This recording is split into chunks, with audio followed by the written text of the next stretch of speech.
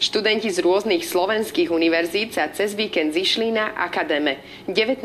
ročník stretnutia vysokoškolákov sa konal tento rok v športovej hale v Ružomberku. Organizátori Akadému sa pri tvorbe mota snažia vždy odraziť od posolstva Svätého Otca.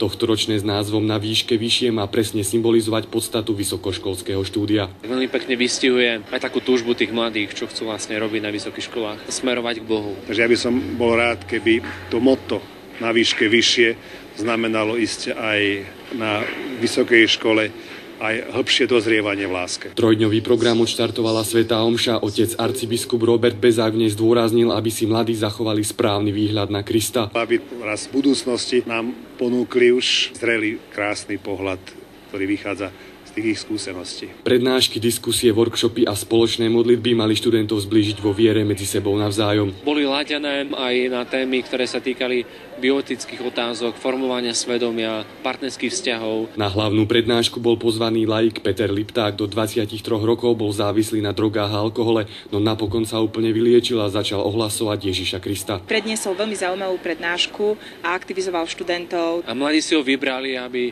sa stal takým hlavným hovorcom. Akadému 2010 sa zúčastnilo približne 500 študentov. Je to veľké povzbudenie, to, že je tu tak veľa mladých ľudí, ktorí sú tiež veriaci a zároveň od seba môžeme tak príjmať nové veci.